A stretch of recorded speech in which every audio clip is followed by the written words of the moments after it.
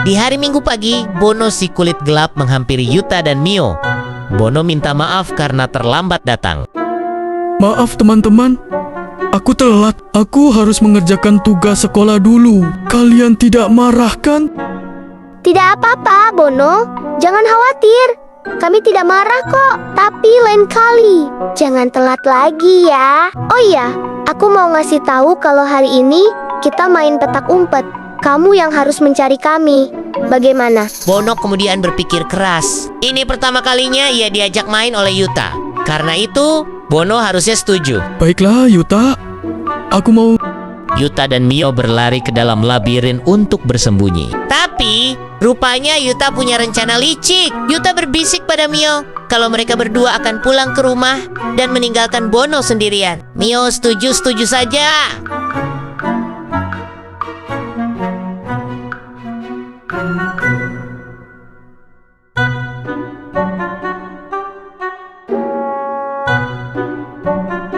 Mereka benar-benar pergi tanpa mempedulikan Bono.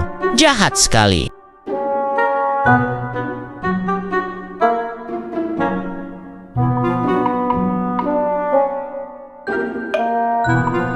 Sementara itu, Bono yang tidak tahu apa-apa tampak bersemangat untuk memulai permainan. Ia kemudian berlari ke dalam labirin untuk menemukan Yuta dan Mio. Yuta, Mio, kalian sembunyi di mana?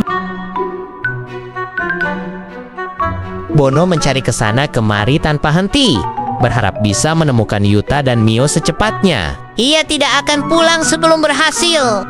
Kasihan sekali Bono. Ia masih berada di tempat itu sampai malam hari. Bono tidak curiga sama sekali karena pikirannya masih polos. Bono merasa sangat lelah.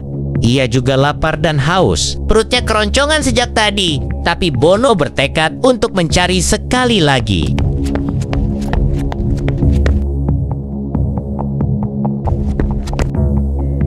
Mari kita mundur ke beberapa jam yang lalu, yaitu saat sore hari. Ma Bono yang bernama Bugs tampak mengendarai sepeda menuju parkiran depan rumahnya.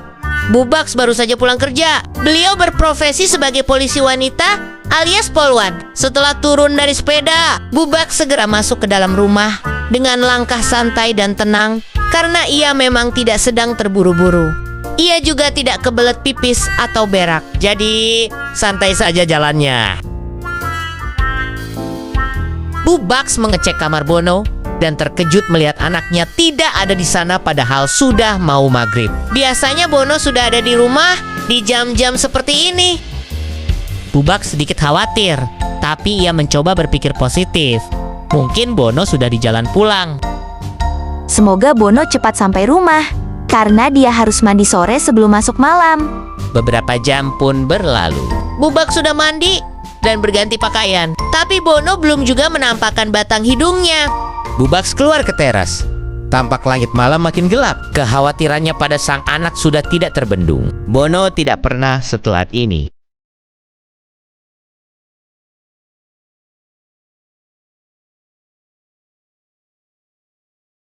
Bu Bugs ingat kalau Bono pernah cerita berteman dengan Yuta. Karena itu, Bu Bugs segera menuju rumah Yuta untuk menanyakan keberadaan Bono. Maaf, mengganggu malam-malam begini. Saya mencari anak saya Bono. Sepertinya, ia bermain dengan Yuta. Tapi sampai sekarang, Bono belum juga kembali ke rumah. Saya sangat khawatir. Apakah saya bisa bicara dengan Yuta? Yuta sudah pulang sejak tadi siang, dan Bono tidak bersamanya. Sekarang pun, Yuta sudah tidur. Bu Bugs sangat terkejut. Kemana lagi? Ia harus bertanya. Dengan perasaan sedih, Bu Bugs berkata, Kalau begitu, saya pamit. Tolong hubungi saya kalau ibu melihat Bono. Bu Bugs lanjut mencari anaknya hingga ke tempat anak-anak biasanya bermain, yaitu di taman. Bu Bugs sempat bertanya pada wanita yang lewat, tapi wanita itu juga pusing karena kehilangan uang. Malam semakin larut. Bono yang entah dari mana melihat emaknya dari kejauhan. Bono segera menghampiri beliau.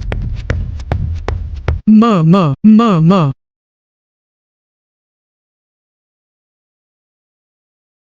Bono, kamu kemana saja? Kenapa tidak pulang, Nak? Ibu sangat takut kamu kenapa-kenapa. Alhamdulillah, kamu baik-baik saja.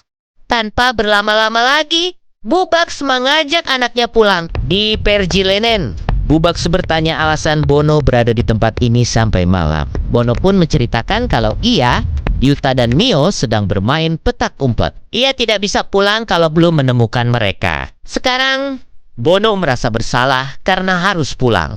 Bubax berkata, Yuta sudah ada di rumahnya sejak tadi siang. Emaknya yang bilang. Bono sangat terkejut mendengar itu. Ia akhirnya tahu kebenaran bahwa Yuta telah mengerjainya. Bono sedih dan marah. Bono pun menangis karena berhasil dipermainkan oleh Yuta yang ia percayai. Aku tidak mau lagi bermain dengan Yuta, Ma. Yuta benar-benar merusak kepercayaanku. Yuta jahat.